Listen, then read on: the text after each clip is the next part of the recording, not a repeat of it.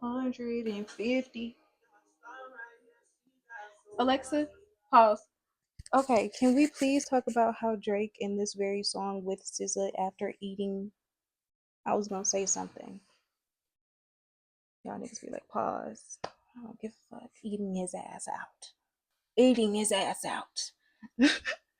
When she was talking about, what she say, damn, these niggas got me so something. Had to, won't let no burn nigga slime me out. I don't know who they was talking about. I don't know if she was talking about him. I don't know. It seems like he was talking about everybody. It seems like he was coming at all the girlies, all the girlies that he's talked to. And she was like, wait, let me rap real quick. But they could have been kumbaya on some shit. I don't want to make any allegeds. But I feel like maybe it's just me being a woman. Anyways, so how are you guys? I'm back and I'm back on my mic. Don't judge me. Um, I've done about 3 videos. This is gonna be my third video today, and I'm not too mad at it. This is probably gonna be my last one. But hopefully, maybe. I do want to talk about some other things as well. I was gonna make a video also about the music that I'm listening to, the artists that I'm engaging with right now, and some of the songs that are like pinpoints of the month or last month, I should say. And then I also wanted to talk about Black culture, politics, and everything that's happening in that area right now. And maybe I can and will. Hold on. Ooh,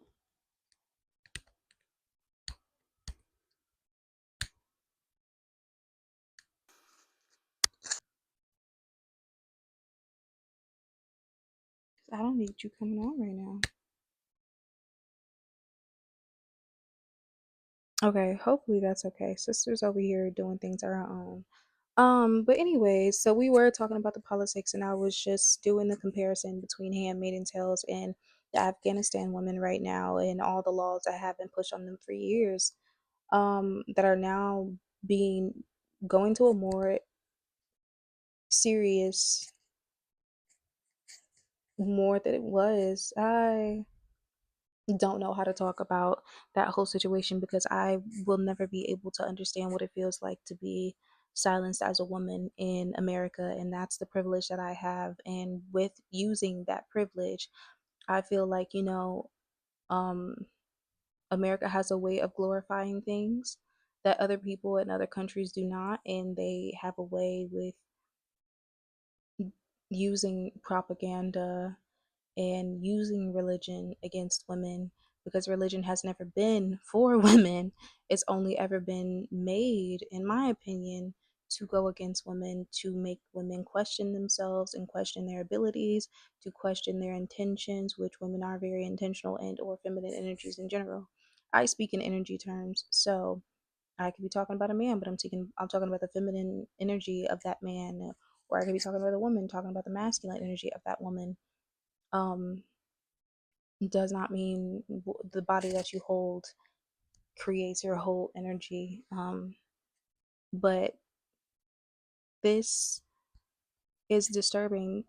Afghanistan women have been now told that they can't speak in public. Not only are some, if not all, are dressed down, to not be seen at all. They can't speak to women. They can't have anyone else hear their voice. When they're going to get medical assistance, they need to be with a man. If they go outside, they need to be with a man. And if you've seen Handmaiden Tales, that's what it is with the guards. That's what it is, and it happened all at once. um, but also, I mean, Handmaiden Tales didn't all happen at once either. It was like a slow but very noticeable trickle of, hey, now you're really American women. And our definition of American women is we rule over you. We rule over your body, and you don't have a choice of what the fuck you get to do with it. Um, and then going into my politics section, um, Trump's health and what that may mean in the next 2 years. for JD Vance getting in house and JD Vance being a very more easily controlled and manipulated person, in my opinion. I think Trump is manipulative, but I think he's manipulative because of business. I think JD Vance will go against his own morals and own beliefs and ideas in order to please the masses or the elites or the rich people above him to give him whatever he desires. And it doesn't even have to be about, money. It can be about status. It can be about how they view you, whatever the case may be. Even though to be a flunky is to be fucking stupid. To be a flunky is to be a dumbass. To be a flunky and to do everything that your bosses and your homies and your friends tell you, that's a fucking flunky. And it is hard being one, in my personal opinion, because when you really don't want to be a flunky, the shit shows, and then your flunkingism is gone. They don't give a fuck about you anymore. So I don't know if anyone else has noticed, in my black ass opinion, and maybe this is my black ass opinion, maybe I haven't been paying attention enough. Please let me know in the comments. But I haven't seen that much of JD Vance as of late until most recently. Until it seems like they were like, you need to clean up your fucking act and get your mind right on what the fuck you want to believe in or not. And you need to execute it. People are talking about, since JD Vance is more easy to be controlled by the masses or by the people who, at the end of the day pay for how this country is going to run and how things are going to go, and what the fuck the masses feel like we need as citizens and not as people, because the government is no longer appealing to the citizens. It is appealing to the rich, and that's a problem because we pay them. They pay them too, but we paying them with our time and labor. That Target job you got, that Walmart job you got, that Chick-fil-A job you got, that car washing job you got, like at the end of the day, like a lot of these jobs are for the masses.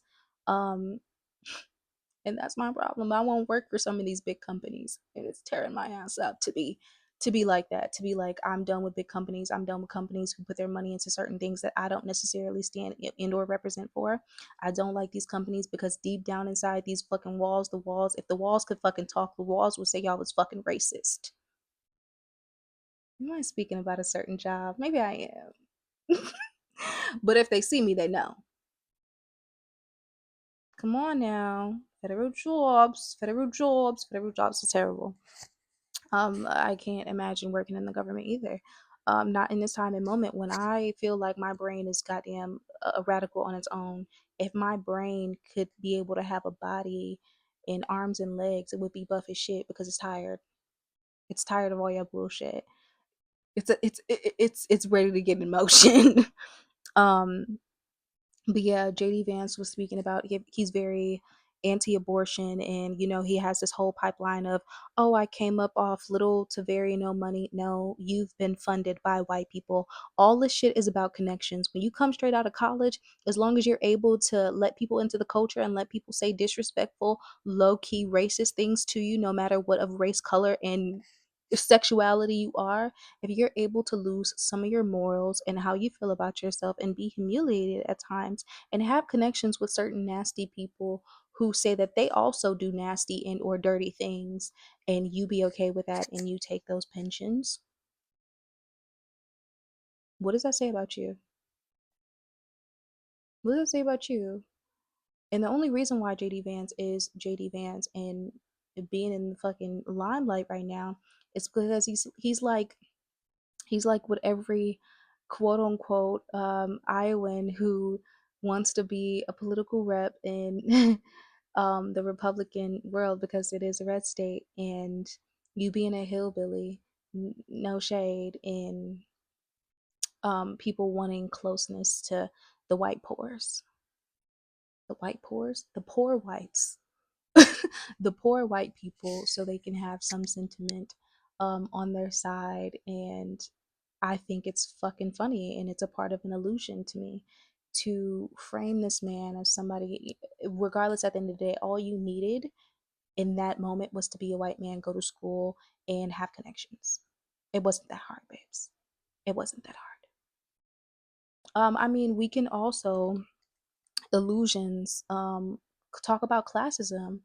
Before I left my job, I worked at a hotel, and I won't say which particular one yet, but I worked at a hotel, and it's a high-end hotel.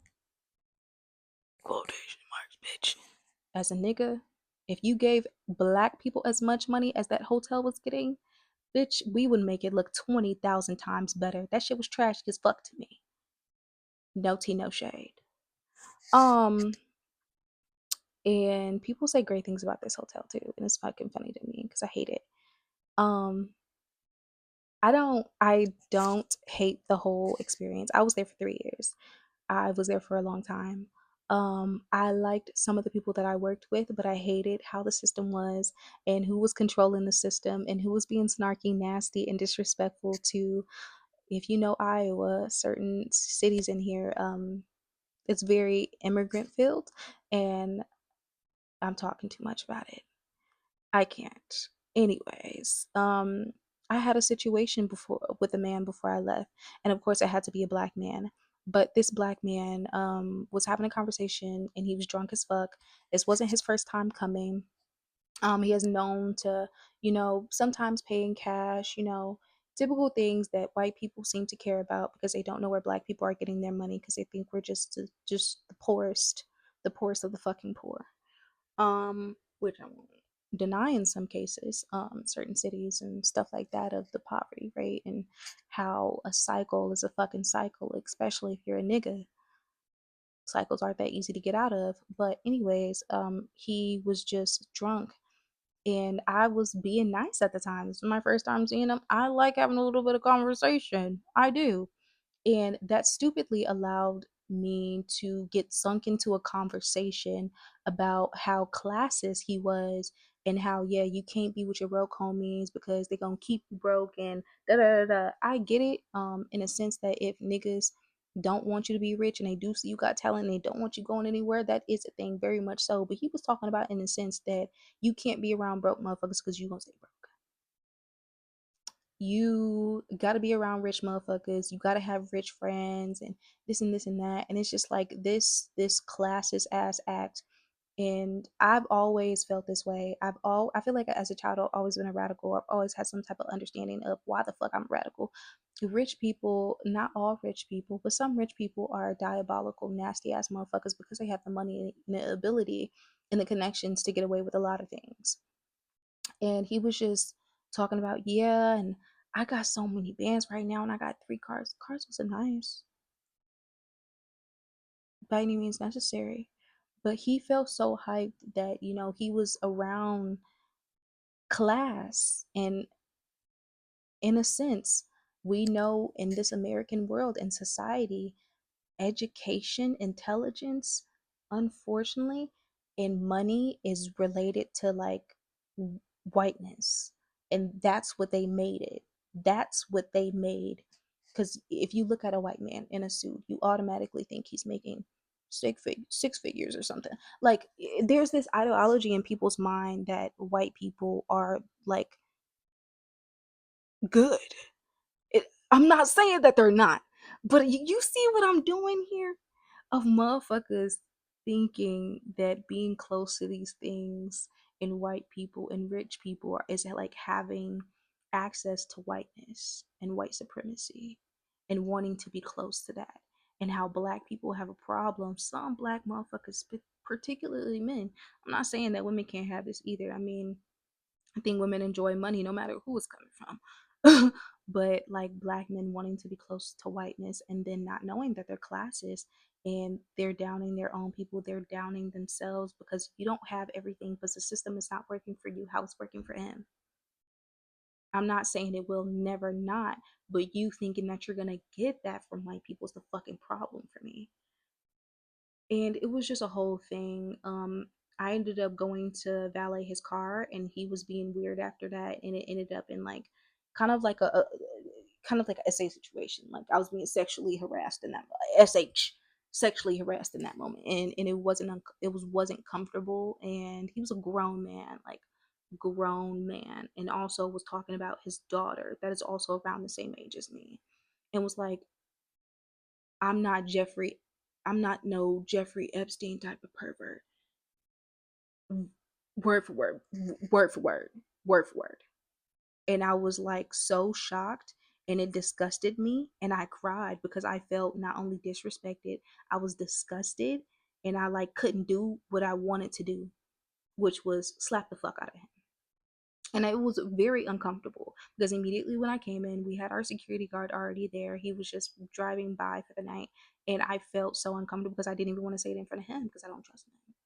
I don't trust men. And when it comes to women having to speak about the sexual harassment or sexual assault that they go through, because at the end of the day, men always have some type of idea in their mind that deep down inside is your fault. Not all men, some men. There are some men who stick with women, and I love that. But at the end of the day, you get it. If you get it, you get it. If you're getting mad at a woman for talking about these type of things, maybe you're the problem. Maybe you need to look at yourself a little bit deeper. But I'm not going to be quiet or shut the fuck up about things that that are happening in the world that motherfuckers just think it's okay. It's a fucking problem. But JD Vance and how he is very anti-abortion, and I mean how he is also, because everybody was kind of forcing him in a sense, being like, you're this Christian man and you believe in Christianity so much, but you ended up dating a woman who believes in Hindu and a woman who's not white.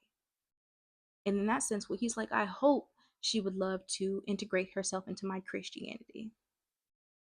Is that what what he said? The pro-family country that he wants this to be is everybody to be Christian and everybody to want to do this in God's name.